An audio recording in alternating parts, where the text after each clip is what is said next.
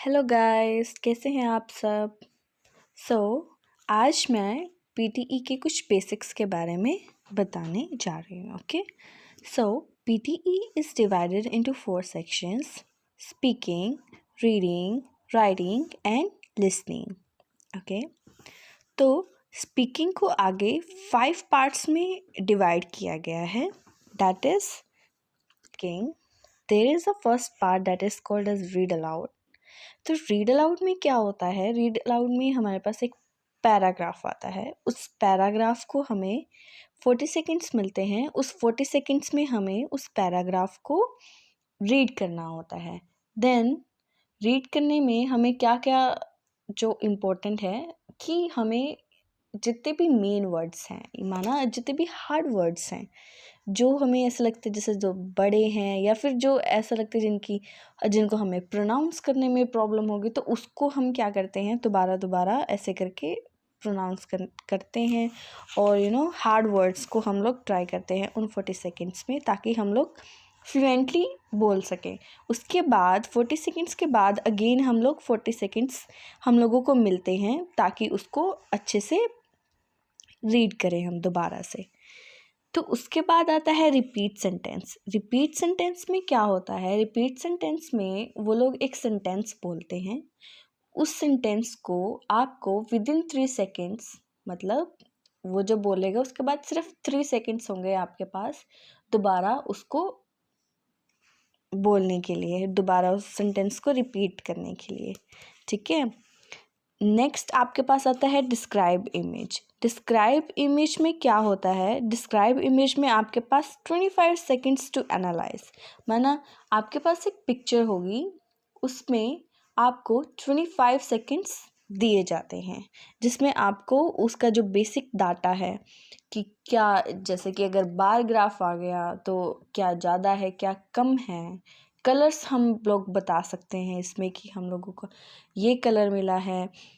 और उसके बाद हमारे पास 40 सेकेंड्स होते हैं टू डिस्क्राइब। उसके बाद हमें उस इमेज को जो भी वो डिस्क्राइब इमेज में फिर हम लोग टेम्पलेट यूज़ करते हैं, और हम लोग जो अपने भी कीवर्ड्स होते हैं वो हम लोग टेम्पलेट के अंदर डाल देते हैं। उसके बाद हमारे पास 40 सेकेंड्स होते हैं अपना जो भी हमें डाटा देना है उस डाटा को बोलने में।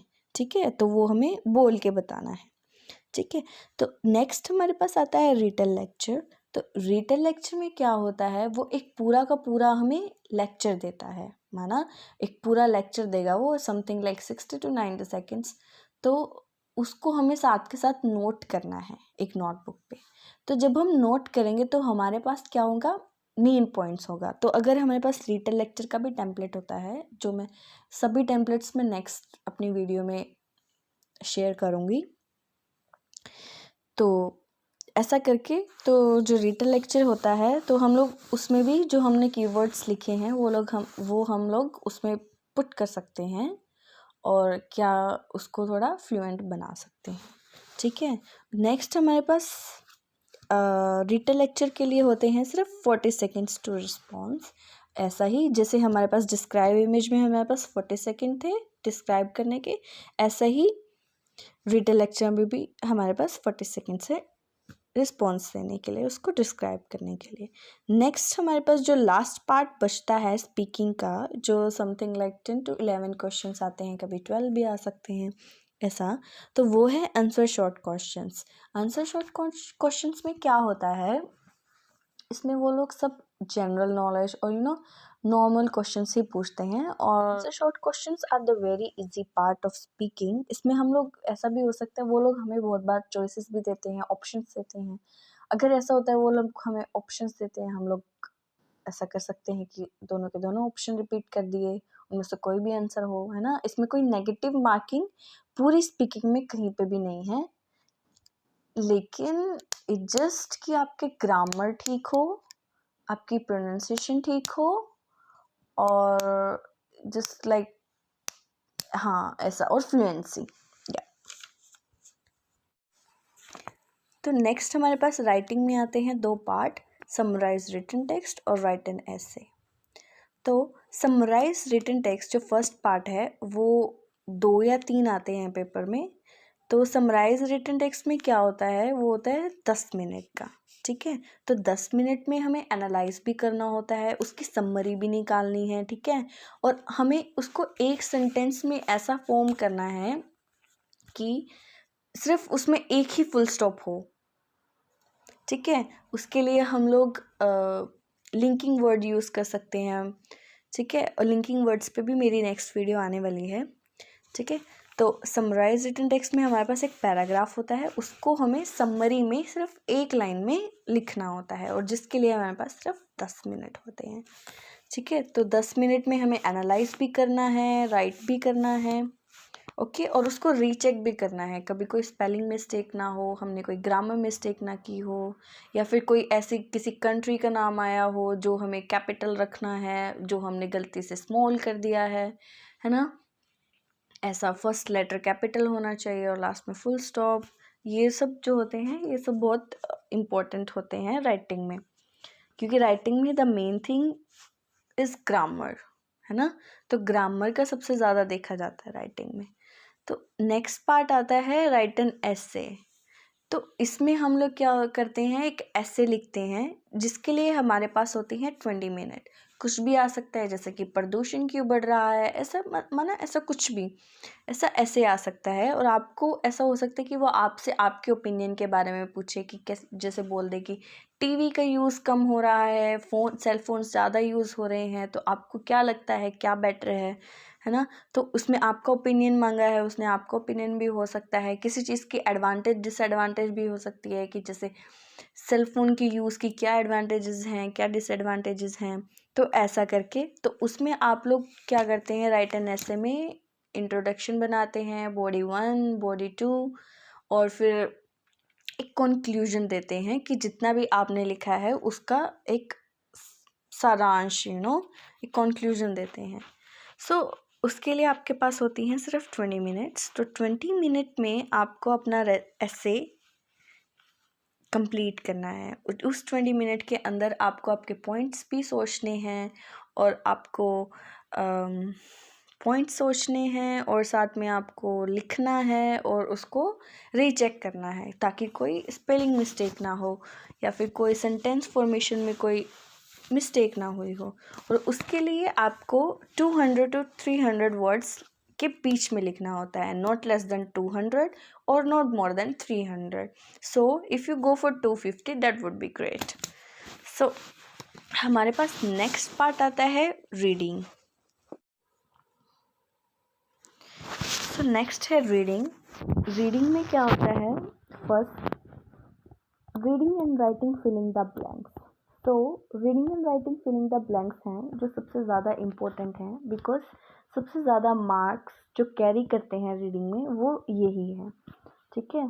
तो इसमें क्या होते हैं, चारों के चार पॉसिबल आंसर्स होते हैं, कि ऐसा लगता है कि हाँ ये भी आएगा, ये भी आएगा, ये भी आएगा। और वो ऐसा भी हो सकता है कि वो सिनोनियम्स भी हो सकते हैं, लेकिन समटाइम्स ऐसा होता है कि see you have to use your common sense, है ना। और समटाइम्स ऐसा होता है कि जो आंसर होता है उस लाइन में, उसी से रिलेटेड कुछ उन्होंने मिड में डाल दिया या फिर लास्ट में डाल दिया, तो it's pretty easy then. Next हमारे पास आता है multiple choice and multiple answers. So multiple choice, इसमें क्या होता है कि आपको एक पैराग्राफ दे दिया जाता है, तो उसमें वो लोग क्वेश्चन पूछ सकते हैं, कोई भी ओपिनियन के बारे में पूछ सकते हैं, कि किसी का भी ओपिनियन पूछ सकते हैं कि उसका क्या ओपिनियन था इस चीज़ पे, या फिर राइटर का क्या ओपिनियन था, राइटर का क्या एटीट्यूड था, और या सो मेन आइडिया क्या था इस पूरे पैराग्राफ में, या फिर किसी भी स्पेसिफिक चीज़ को भी बोल सकते हैं वो लोग। तो उसमें आपके पास मल्टीपल आंसर्स हमेशा होते हैं, लेकिन always be aware of negative marking. So जहाँ पे मल्टीपल आंसर्स है मल्टीपल चॉइस में, वहाँ पे नेगेटिव मार्किंग है, वेदर इट्स रीडिंग और इट्स लिसनिंग। तो नेक्स्ट हमारे पास आते हैं रीडिंग रीऑर्डर पैराग्राफ्स।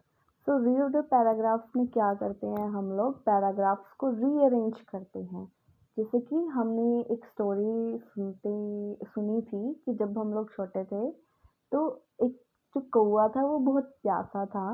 तो वो पानी की तलाश में जगह जगह भटक रहा था। तो सडनली उसको एक घड़ा दिखा जिसमें पानी तो था बट कम था। तो उसने क्या किया, आसपास से सारे कंकर उठाए और उसमें डालता गया। तो डालता गया ऐसा करके उसको क्या हुआ कि उसको पानी ऊपर आ गया। तो वो पीने लग गया पानी। ठीक है, ऐसे उसने अपनी प्यास बुझा ली।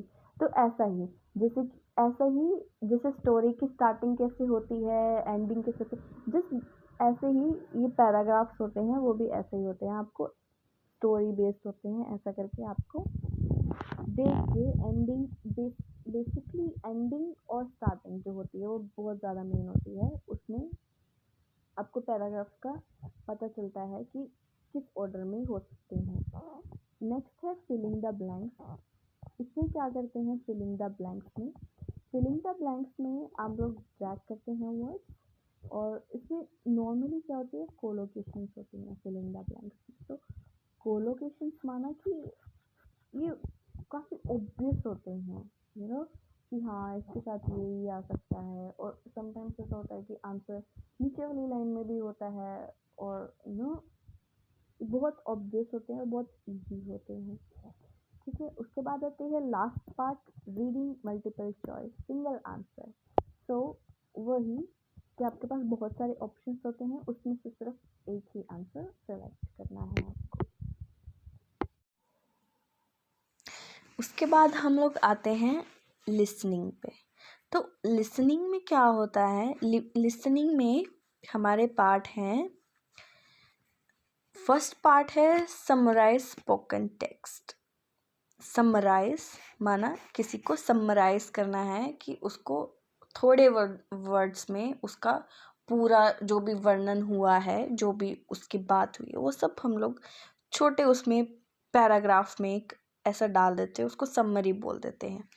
तो समराइज स्पोकन टेक्स्ट, तो जितना भी उसने बोला है उसको आपको समराइज करना पड़ेगा। माना आप वो 60 to 90 सेकेंड्स होते हैं जब वो आपको पूरा ऐसा लेक्चर की तरह बोल रहा होता है, जैसे रीटल लेक्चर में होता है ना उसमें। बट रीटल लेक्चर में क्या होता है, रीटल लेक्चर में हम लोग क्या करते हैं, रिपीट करते हैं खुद से, है ना। तो मतलब लेकिन हम लोग समराइज स्पोकन टेक्स्ट में हम लोगों को क्या करना है, नोट्स बनाने हैं और उसको राइट करना है। आपके पास 10 मिनट होते हैं राइट करने के लिए, और इसमें हमें 50 to 70 वर्ड्स की समरी बनानी होती है। लेकिन समराइज स्पोकन टेक्स्ट और समराइज रिटन टेक्स्ट में क्या डिफरेंस है। समराइज स्पोकन टेक्स्ट जो होता है उसमें हम लोग सुन के अपने साथ में नोट्स बनाते हैं, और उन नोट्स में जो हमने बनाया है उसमें टेम्पलेट की हेल्प से, या फिर अगर आपकी खुद की इतनी इंग्लिश प्रोफिशिएंसी है कि आप लोग लिख सकते हैं, तो हम लोग उसको क्या करते हैं, राइट करते हैं विद लाइक कंप्लीट ग्रामर। और समराइज रिटन टेक्स्ट में क्या होता है, आपके पास ऑलरेडी रिटन होता है और उसमें से आपको समरी करनी होती है। As well summarize written text में हमारा सिर्फ एक फुल स्टॉप आ सकता है, क्योंकि it should be one sentence no. लेकिन समराइज स्पोकन टेस्ट जो लिसनिंग में है उसमें हमारे कितने भी फुल स्टॉप हो सकते हैं। But try to make a bit long, like don't make it too long, but there should be like 3 full stops at least. Next हमारे पास आता है मल्टीपल चॉइस और multiple answers. So multiple choice और multiple answers में as I told you before in reading, तो इसमें भी ऐसा ही होता है कि कोई भी ओपिनियन मांग सकते हैं, एटीट्यूड मांग सकते हैं, कोई भी मेन आइडिया मांग सकते हैं, या फिर कोई स्पेसिफिक चीज़ को भी इंडिकेट कर सकते हैं। तो इसमें हमारे पास 60 to 90 सेकेंड्स होते हैं। वो लोग पता है इसमें क्या होता है कि हमारे एयरफोन्स में कॉन्टिन्यूसली रिकॉर्डिंग चल रही होती है, ठीक है। तो उसमें से हमें जो भी आंसर होता है, लाइक मल्टीपल आंसर्स होते हैं इसके, तो we always put like 1 because इसमें हमेशा क्या होता है, नेगेटिव मार्किंग होती है, तो हम लोग सिर्फ हमेशा एक ही लगाओ। अगर आप बिल्कुल डैम श्योर हो तो आप 2 लगा सकते हो, अदरवाइज ऑलवेज पुट 1। तो उसके बाद हमारे पास आते हैं फिलिंग द ब्लैंक्स, जो लिसनिंग में बहुत ज़्यादा इम्पोर्टेंट हैं। फिलिंग द ब्लैंक्स में क्या होता है, आपके पास कॉन्टिन्यूसली रिकॉर्डिंग चल रही होती है और आपको वो बंदा जो मतलब जो भी होता है, रिकॉर्डिंग भी चल रही होती है, तो उसमें आपको वो बोलता है कंप्लीट पैराग्राफ, लेकिन आपके रिटन में वहाँ पे ब्लैंक्स दिए होते हैं, तो आपको क्या करना होता है, उसमें फिल करना है वो जो भी है। तो इसके लिए आप साथ के साथ नोट बना सकते हैं। माना वो वर्ड जो है वो साथ के साथ कॉपी पे लिख लिया, और अगर आपकी टाइपिंग स्पीड बहुत ज़्यादा अच्छी है तो आप लोग साथ के साथ टाइप भी कर सकते हैं, बट आई प्रेफर कि आप साइड में कॉपी में लिखें पहले और फिर उसे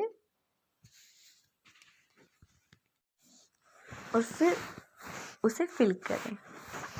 ठीक है, तो फिलिंग द ब्लैंक्स में वो जो ब्लैंक होता है वो वहाँ पे कोई नाउन भी आ सकती है, वर्ब भी आ सकती है, कोई एडजेक्टिव, एडवर्ब ये भी आ सकते हैं। ठीक है, और समटाइम्स ऐसा होता है कि आर्टिकल्स भी आ जाते हैं।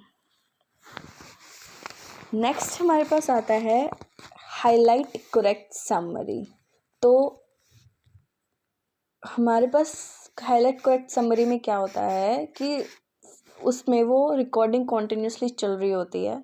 ठीक है, तो उसमें आपके पास इन समरीज में से कोई एक, जैसे उसने बोला तो इनमें से कोई एक ठीक होगी, तो उसके लिए आप क्या कर सकते हो, उसको ठीक करने के लिए आप नोट्स बना सकते हो। तो अगर आपके पास नोट्स हैं तो साथ के साथ नोट्स बनाएं और उसको आप इवेल्युएट करके देख सकते हैं कि हाँ, कि कौन से समरी पे आपने जो नोट्स बनाए हैं वो ठीक बैठ रहे हैं। ठीक है, नेक्स्ट हमारे पास आता है सिलेक्ट मिसिंग वर्ड। तो सिलेक्ट मिसिंग वर्ड में हमारे पास क्या होते हैं, 30 सेकेंड्स तक वो रिकॉर्डिंग चलती है, तो लेकिन लास्ट में वो क्या करते हैं, बीप करते हैं। तो वो लास्ट में कोई भी फेज हो सकता है या फिर कुछ ऐसा वर्ड हो, कई बार ऐसा होता कोई ऑब्वियस वर्ड होता है, कई बार फेज होते हैं, है ना, तो उस वर्ड को हमें सिलेक्ट करना है। नेक्स्ट है मल्टीपल चॉइस सिंगल आंसर। ये भी हमारे कुछ 90 सेकेंड चलते हैं और मल्टीपल हमारे पास चॉइस होती हैं, उसमें से कोई एक आंसर होता है, वो लोग हम लोग जो सिंगल आंसर होगा उसको टिक कर देंगे। नेक्स्ट है highlight incorrect word, that is too important in listening again. So highlight incorrect word में हमारे पास क्या होता है, एक पूरा पैराग्राफ होता है जो रिकॉर्डिंग चल रही होती है, तो वो उसमें ऐसा होता है कि उसमें अचानक से एकदम से वो कोई वर्ड ऐसा गलत बोल देता है। ठीक है, उसकी जगह कुछ और बोल देता है या फिर उससे रिलेटेड कुछ ऐसा बोल देता है कि जो हमें लगता है कि हाँ सेम ही वर्ड लगता होता है ऐसा। तो उसमें हमें क्या करना होता है, हाईलाइट इनकरेक्ट वर्ड माना उसको हाईलाइट करना, मतलब उसको सिलेक्ट करते हैं हम लोग, जो भी आपको लगता है कि आपके अकॉर्डिंग रिकॉर्डिंग में नहीं बोला गया है, उसकी जगह कुछ और बोला गया है। तो नेक्स्ट है हमारे पास write from dictation. Write from dictation is very important in listening.